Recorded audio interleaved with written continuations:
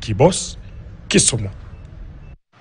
Muungano wa maafisa tabibu nchini KUKO leo umeongoza maandamano kaunti ya Makueni ambapo umelaumu magavana wa kaunti 4 ambazo wanasema kufikia sasa hazijatekeleza makubaliano ya mwongozo wa kazi ya mwaka 2024. Akizungumza wakati wa maandamano hayo mjini Wote, katibu mkuu wa muungano huo George Gibore amewalaumu magavana wa kaunti za Makueni, Kitui, Marsabit na Vihiga kwa kukosa kutimiza makubaliano hayo.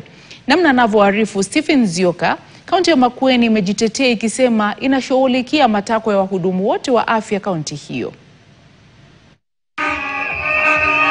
Mapema Alhamisi, zaidi ya maafisa tabibu 200 ambao wamekuwa kwenye mgomo kwa miezi mitatu wakiendelea na shinikizo zao kwa serikali ya Makueni kusikiza matakwa yao.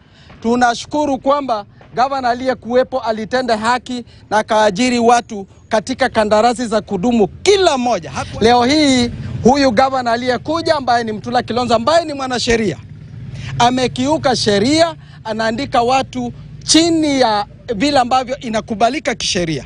Unaona maneno ambayo tunaongelelea kama ni kandarasi za kudumu. Tumeona watu wetu wa ECD teachers walipewa kandarasi za kudumu. Na nyinyi pia mko na wazazi.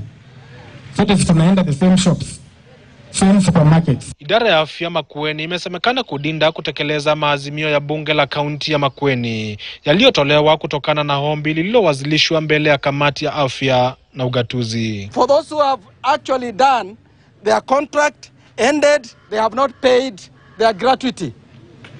Gratuity is provided under the law. It is not our own making. Afisa mkuu idara ya afya Makueni Hafimu Leibidhi anasema idara hiyo imekuwa ikifanya mazungumzo na viongozi wa muungano huo. They are very aware that we are currently in the process of settling gratuity, not just for clinical officers, but for nurses, for lab officers, for doctors, and for every healthcare worker in Makueni County. Kaunti ya Makueni pia ikisema inaendelea kuweka mikakati kuwapa ajira baadhi ya wahudumu wa afya ambao huenda wakakosa ajira kutokana na agizo la Rais wa Marekani kusitisha ufadhili wa baadhi ya mashirika ya afya. What I can assure you is that the government of Makueni through His Excellency the Governor of Makueni County will not let his people suffer.